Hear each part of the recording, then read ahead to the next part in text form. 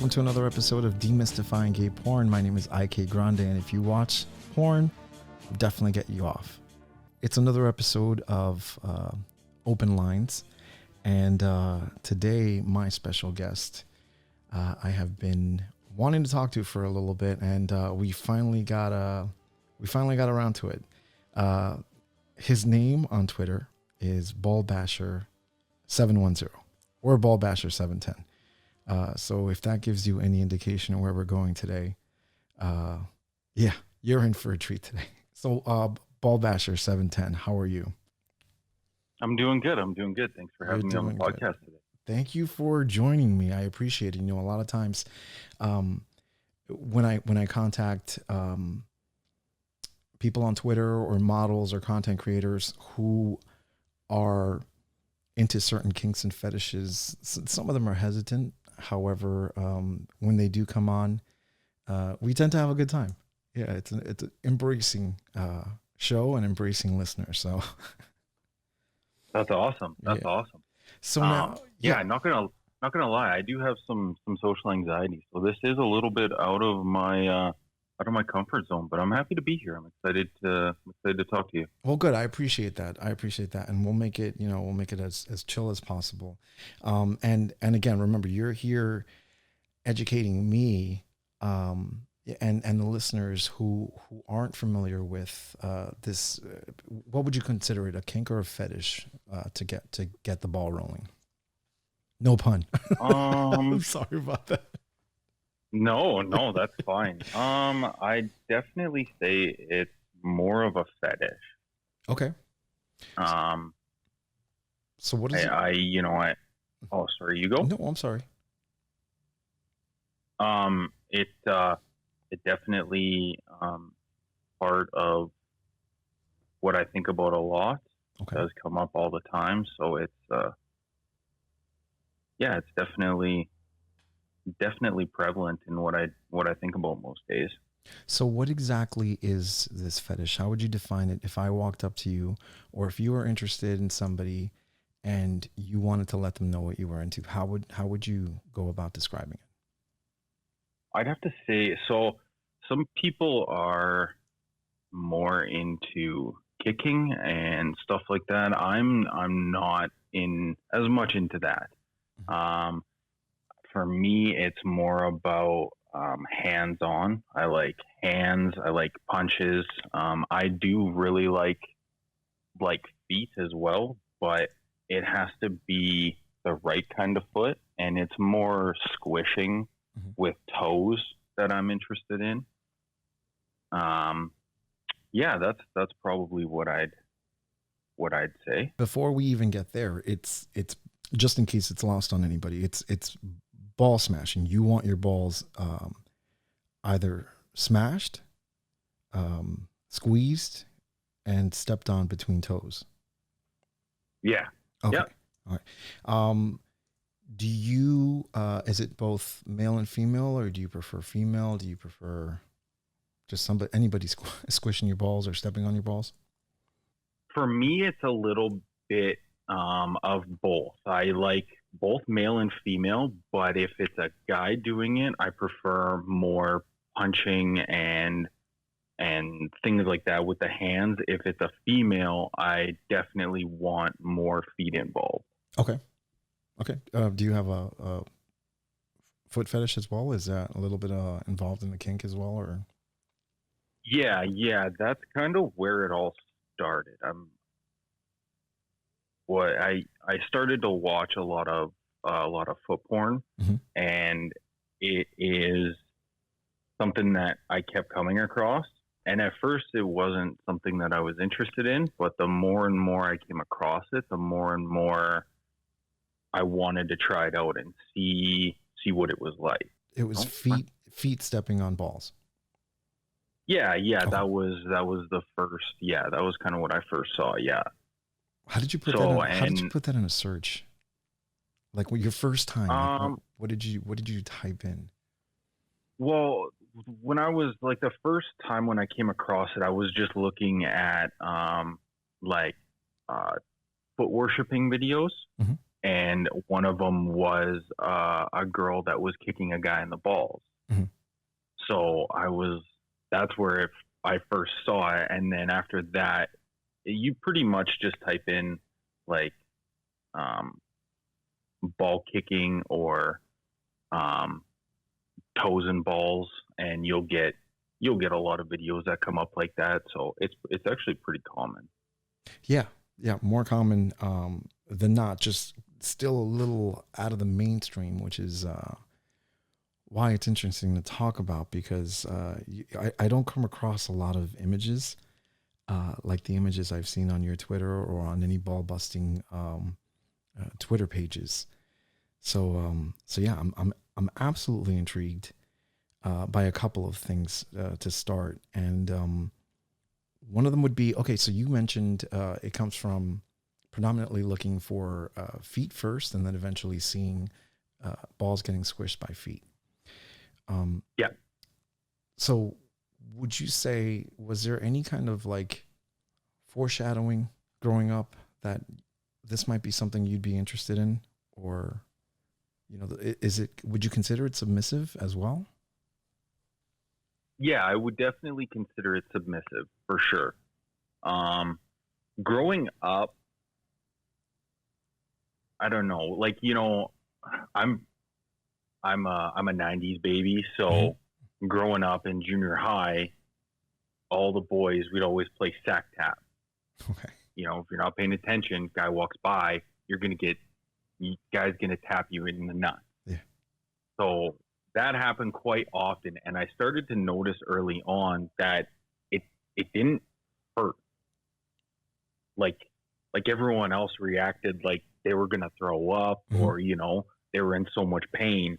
I got hit a couple times pretty good, and it didn't really, it was very easy for me to play it off and be like, oh, haha, you got my thigh, or, like you didn't get me. So looking back on it now, that's probably like something that I have subconsciously known, is that I have a lot higher pain tolerance than most people. So for me, what would normally hurt someone else, lots of times it doesn't really hurt me, and in this case, it actually feels really good. Yeah, that's what I was going to ask. How would you describe, if you can remember, back to the 90s? I'm a 90s baby too, by the way. So yeah, we didn't have ball tappers, but I'm familiar with it. Like here and there, wasn't that prevalent, but how would you describe the feeling of it? Before we get into like the videos of what you get into now, but the first time you said it wasn't painful. What was it like? Yeah, but it wasn't arousing either back when it was happening when I was younger. To be honest, I didn't even really think about it much, because I didn't really know that was a thing. I didn't know about kinks and fetishes and things like that, right? Like I like to look at girls' feet in sandals in class, but I never put together that I had a foot fetish until I was a little bit older and we moved. So one of the reasons that I wasn't aware of what was going on is because I didn't have the internet growing up. I grew up on an acreage and I spent all my time outside. So for me, I didn't really learn about lots of these things until I was, 16, 17, when we finally moved into the city and got internet. So by that time I was, that I didn't really think about it, or it was something that had gone to the back of my mind for a while, until I had come across it at, a later age of, I'd say 20, 26 or so. I came across it again. Now, when it comes to, when you come back to it now and you see it again and you start getting, how long before you start searching for videos to see, till the point that you get either active on yourself or active in general with people punching and squeezing and stepping?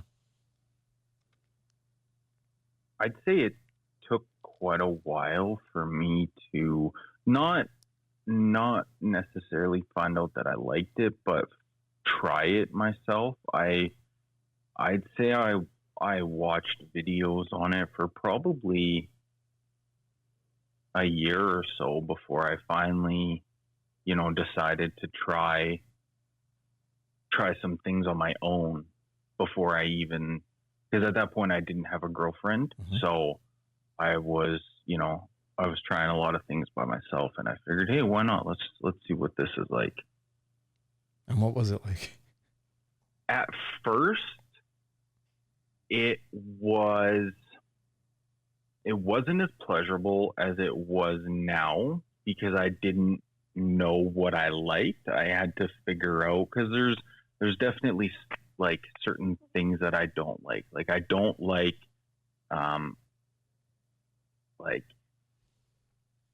a really sharp slap. Mm-hmm. I prefer more of a thud. Okay. So I was trying lots of wooden spoons and things like that, and it really hurt my skin, and it wasn't really what I was going for. Mm-hmm. And it took quite a bit of experimenting to find out that I preferred more of like a solid, more of a solid impact than the skin being hurt, essentially. Okay. Like for instance, I'm on your Twitter page now, and we'll gradually get there, but I'm looking at you hitting your balls with a mallet or a hammer. It looks like, oh god, and a piece of wood now. Yeah. Okay, so how long did it take you to get there? That took a long time. And like that's not, mm-hmm. Yeah, that's not like, I'm sure you like if you really started out soft and slow, mm-hmm. you can definitely do it, but that's definitely something that it took a while to be able to do that for sure. There's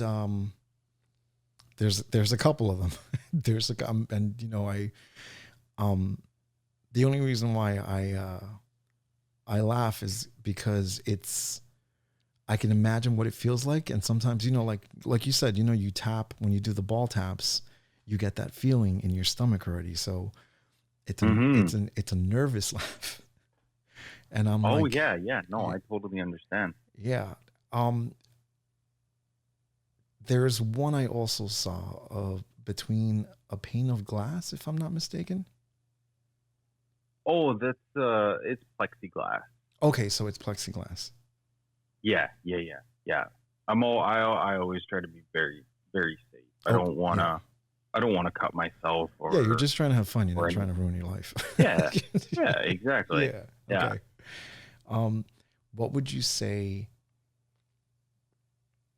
Have you do your friends know, for instance? Like, do your friends know that you're into ball busting? No, I have. No, I don't think so. Okay. What about your girlfriend? You said you have a girlfriend?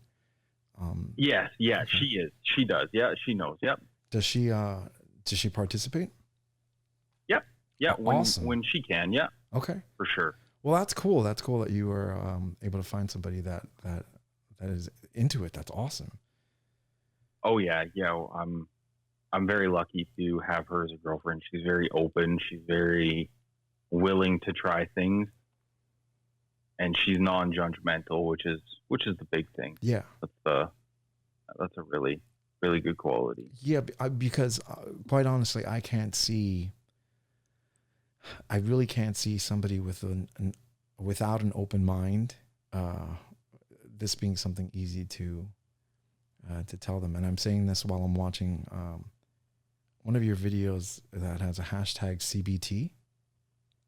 Yeah. What does that hashtag mean? Cock and ball torture. Cock and ball torture. Okay.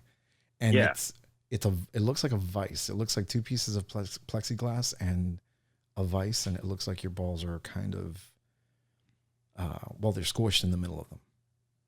Yeah, that's exactly it. Yep. Okay, so this is, now that I see cock and ball torture, definitely falls under a bit BDSM. Yeah, definitely.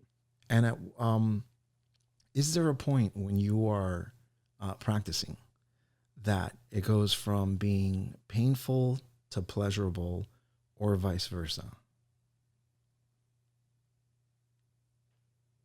Because you've been doing, I'm sorry, how long have you been practicing now, cock and ball torture and ball busting? I'd say for about 5 years now. Okay, so it's developed. Yeah. So, for sure. So there have to be some moments still, right, that you have said, "Oh, okay, this is a bit too far right now." Oh yeah. Okay, so sure. they still happen. Yeah. Okay. Yep. Oh yeah, for sure. Yeah, it still happens. Yep. Have you had anybody be interested in having you work on them, or working on you recently, or from your Twitter page, from people seeing? People will show interest online. They'll be sometimes people will want me to make a video for them or something like that. But as far as locally or any in-person meetups, no, none of that. Okay, so you are making custom videos, and I did see that you started an OnlyFans, but you have not posted yet, correct? Yeah, I'm debating. I don't know. Mm-hmm. I see lots of people starting one, and I was thinking about it, but I don't know. I like the fact that anyone can just, go on my Twitter and see whatever I post. I don't, if someone wanted to give me money, I'm obviously not going to say no, but I'm not going to go out of my way and ask people for money or for anything like that. Yeah, That's not. It's more for the glory. you like people seeing it. Yeah, exactly. I just want to share it. Do you happen to be like, are there forums and stuff that you go on where you would meet other people and talk to and kind of share, like, hey, look what I did today and stuff like that? Yeah, for the most part, I don't. For the most part, it's just myself. I don't really. I am there. There are a couple kick groups I'm in, but I don't. It's not. It's more of the same thing. Just post some videos just for some people to see. But as far as like a forum goes, or somewhere like that, no, on Twitter, that's really about it. Yeah, I'm going through the entire your entire page. You got the table, putting my ball busting table to good use.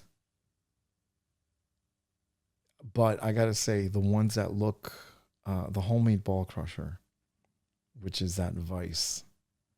Yeah, that looks a little painful. I'm not gonna lie. It can be. That's the one that I definitely make myself tap out the easiest with. Okay. I can see that. It's quite the sensation. I definitely can't take it for very long, but I've found that if you go to a point and then back off, you can go past the point where you were just at. Okay. So if you really did sit down for quite a while with one of those, you could, without doing any damage, you could definitely get your balls pretty flat with that. So that leads me to two questions. One being, the more euphoric side of it. when you are in this vice, what exactly are you feeling? There's a little bit of pain because that does turn me on. But it's mostly pleasure when I'm doing that. And this pleasure, how long does it last until you have to like start squeezing again, or continue putting some pressure on and working?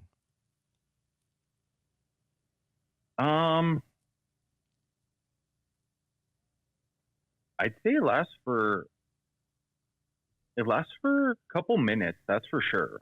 And then I can start going again. Okay. Do you need to when you do work yourself up like this, do you need to jerk off, or do you find that this is plenty? I do jerk off because I am also really into edging. Okay.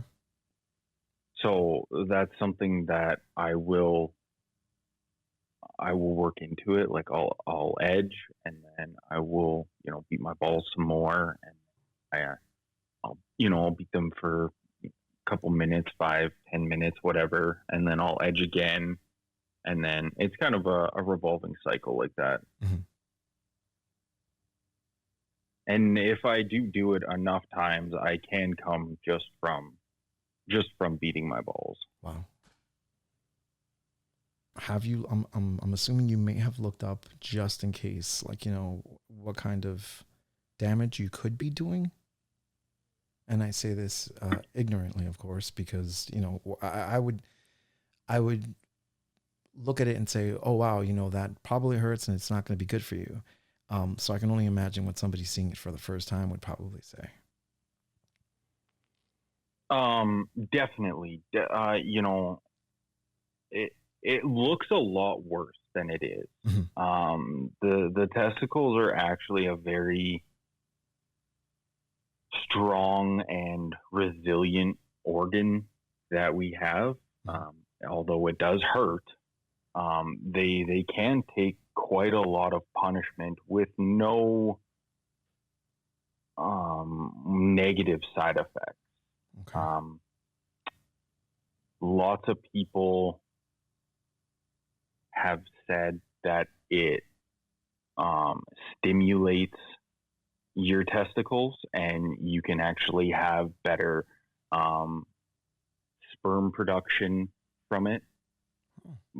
I don't know if that's true or not, but this is what I've read and people have said. Mm-hmm. But I'm definitely very careful and very aware of what I'm doing to not cause any damage. Mm-hmm.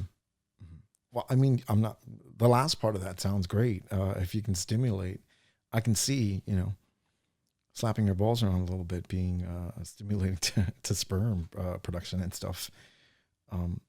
But that makes me feel a lot better too, to know that you do know that they are strong organs that we have. Oh yeah, definitely. Wow. So your love of balls, of your own balls, yeah. and yeah. Is there anything that you have not tried yet with ball bashing that you want to try? Yeah, my girlfriend doesn't really have the biggest foot fetish, mm-hmm. So I would like to find a woman with some really nice toes, mm-hmm. to have a go at my balls. But other than that, no crazy. There's no bigger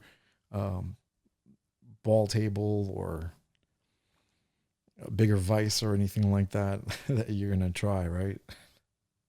You can get pretty creative, but it sometimes the simplest way is the most effective. Mm-hmm. Mm-hmm. Wow, Jeez. I'm not gonna lie, you've blown my mind in what looks to me as painful, but is stimulating and gets you off. Yeah. Well, I'm glad that I can enlighten you. Yeah, there's so much out there, and every time you see something new, you kind of want to understand it. If not, it's very easy to pass judgment and say, oh, well, this person's crazy or that or this, but you're not hurting me. You're not hurting yourself, which is good. You're just having some fun. Yeah, exactly. Yeah. And that's always good. So what's next? What, you said you're not going to make videos. You'll probably just continue your Twitter page. Yeah, I think so. I've been thinking about it for a while now, and I don't think that's something that I'm going to do. I don't think getting people to pay for stuff is what I'm after. Okay. Now, if from listening to our podcast, there are people who are interested in finding you, the best way would be Twitter? Yeah, definitely. I'm on there just about every day. I answer pretty much every message that I get, unless it's dumb. Yeah, I was gonna say, I'm assuming, but do you get any messages that are like, oh, you're fucking crazy or blah blah blah? No, actually, I haven't. Good. Yeah, no, I haven't gotten anything like that, which is really nice, actually. Yeah, no, it is. It's very nice.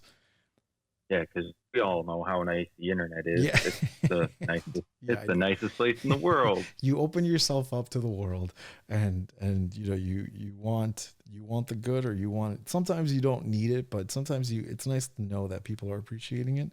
But then with that, you also get these assholes that are like, oh, and they don't understand. Yeah, exactly. No, I definitely don't get any of those. That's for sure. It's nice. Well, that's good. All right, so then I'm going to let people know, for you listeners out there that are interested in ball bashing, cock and ball torture, please go visit ballbasher710 at Twitter. It's not for the faint of heart, but as you heard from our conversation, it's practice safe and can be quite stimulating. So if you are interested at all, like I said, Twitter.com, and it's ballbasher710. Absolutely mesmerizing. I'm not gonna lie. I'm sitting here watching you pat your balls and talking to you. That's always fun. Isn't it? Yeah. That's the best, hey? Again, guys, you've been listening to our conversation, Open Lines with Ballbasher710, about the fetish of busting balls, cock and ball torture, and ball bashing. You can find Demystifying Gay Porn, the podcast, on any podcast directory out there. We also put our videos or our interviews on YouTube. Wherever you do go, please click the like button, click the subscribe button, the notification bell, all that fun stuff. And my name is IK Grande. I want to thank my guest, Ballbasher710. And if you watch gay porn, I've definitely helped you get off. Cheers.